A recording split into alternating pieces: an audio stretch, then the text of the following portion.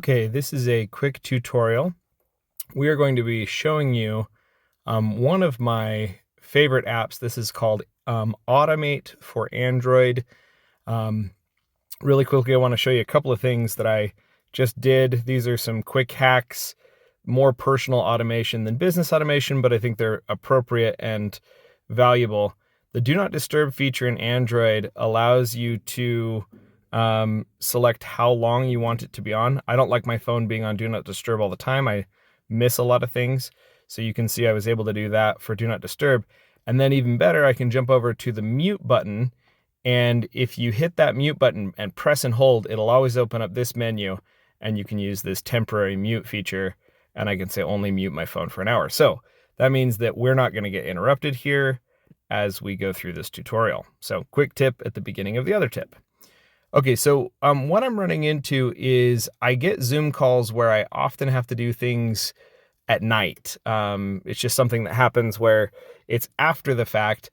And what I've done is I've gone in and I've created a flow. So creating a flow inside this program is pretty straightforward. You can see I've got a lot of different automations on here. But I hit that flow button and then I always go back and immediately rename them so that they're easy to find. And you can see what's there. So here's Zoom calls after 3 p.m. MST. So I'm going to hit edit flow. And once I've got it in here, I can begin to build the workflow. And so this workflow's got most of it set up where, you know, the flow starts and then I can await a specific time of day. And then I want it to go to this next part where I'm going to immediately evaluate whether it's between that time of day. So I'm doing 3 p.m. To midnight, and I'm not putting any value in here because if you look at the little tutorial here, it tells you that the default value is however many minutes it takes to get to midnight for that piece of it, okay? So basically what this is saying is every day at 3 p.m., trigger this sucker to go off, and then it's gonna fire down here, and it's then going to say, okay, now that that is there, what do you want to do? And I'm going to await an event on my calendar. So when transition means as soon as the event begins, what is it going to do? I can choose a specific calendar. So you can see I've got a bunch of different calendars that I've got connected there.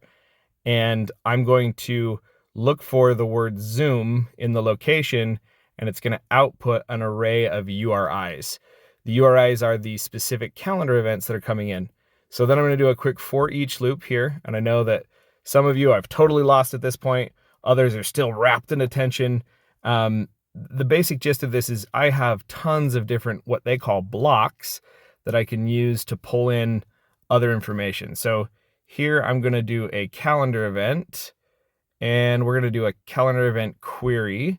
So I don't want to do, let's see. Oh, we're going to do this one. So we're going to get a calendar event because I need some information for my alarm. So now I'm going to connect it here. I go here to get the event, and I can set up the variables associated with what's there. So this is my calendar event, and here you can see I have my URIs in my array, and I'm going to spit out my different values here. So this is essentially visual programming. The value right here is the URI. And so I'm going to take that value and I'm going to put it right here. Okay.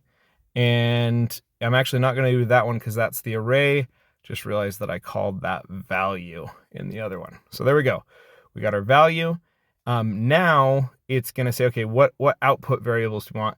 And the one I'm most interested in is the title. And I can set up any one of them I want to come out of there. And I can push the description, the location name, all of that over to other steps. What I want to do is I want to set up an alarm that's going to go off the moment this thing goes, and I want the label to contain the name of the event that I'm supposed to be in right now. So I'm going to pull in that title here, and you can see it up. So there's my declared value, right? And I'm going to create an alarm when this event goes off. So at this point, this thing's going to create an alarm for all of the events. So it's bring, multiple, if there are multiple events going off at the same time that all contain Zoom, it's going to do this for each of them. Then we're going to tell it to go through and loop through the rest of them. So it does all of those things. And after it triggers all of that, I'm going to finish it off by connecting this sucker back up here to the top. And I'm going to tell it essentially like, keep on keeping on during this time period. So what that means is here it's going to loop through, and every time it's in between that time period, it's going to look for another Zoom event. So every time there's a Zoom event, it's going to go boom right down in here and start the loop over again. And now I have a listener that takes every single Zoom call and turns it into a full-blown alarm on my phone because I get too many notifications. So I'm going to hit start on that sucker, and I have a naming convention where I always put a number 2 at the beginning if it's something I want to run all the time. And I always put in like what's happening in parentheses, kind of like you were writing a function in coding. And I want to do parentheses here. So there's my parentheses, and I'm going to do a comma here, and I'm going to do calendar event. Okay. And that's the end of my tutorial. So if you've got questions about how Android Auto works or why it's awesome, in this situation for me, I think it's awesome because you can see now it's going to set the start of the window for alarm for February 1st at 1500, which is tomorrow. And it's ending at February 2nd at midnight. So I can tell you already that's going to work because it's going to go off tomorrow. So will this work the rest of the way tomorrow? I don't know. I'll do a follow-up video to show you debugging it.